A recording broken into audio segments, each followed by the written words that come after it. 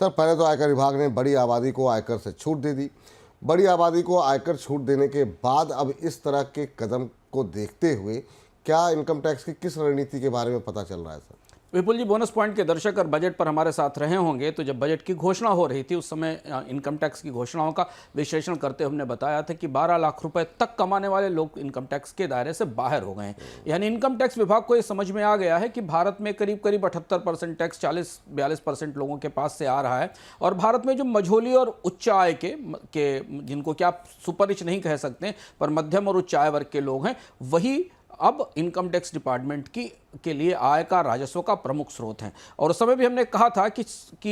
कम आय वाले लोगों को टैक्स के नेट से बाहर करने का फैसला इसलिए ज़रूरी था क्योंकि उनसे टैक्स उगाने पर, चुकाने पर, रिटर्न की प्रोसेसिंग पर इतना खर्च हो रहा था जितना उनसे रेवेन्यू नहीं आ रहा था। तो जैसे इनकम टैक्स का ढांचा बदला, अब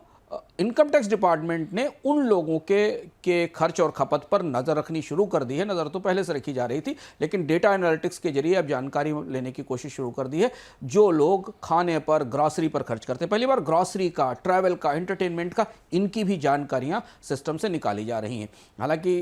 एक एनुअल इन्फॉर्मेशन रिटर्न की व्यवस्था बड़े टैक्स पेयर्स के लिए पहले से बनी हुई है, लेकिन अब आईटी डिपार्टमेंट्स ने कई सारे नोटिस टैक्स पेयर्स को भेजे हैं जिससे उनके खर्च की जानकारी मांगी गई है कि वो कहां और कैसे खर्च कर रहे हैं। तो इनकम टैक्स के ढांचे में, इनकम टैक्स की स्क्रूटनी में और विजिलेंस में एक बड़ा शिफ्ट आया है। छोटे करदाताओं को बाहर किया जाए और जो मझोले और बड़े करदाता हैं उनके एक एक पाई के हिसाब पर नज़र रखी जाए। तो अगर आप इस कैटेगरी में आते हैं और आपने अपने खर्च ज़्यादा रखे हैं, इनकम टैक्स रिटर्न में जानकारी कम है, आपके बैंक अकाउंट्स के बैलेंसेज इस तरीके के हैं, इनकम टैक्स डिपार्टमेंट ज़रूर आपको ढूंढकर नोटिस भेजेगा, ऐसे संकेत हैं।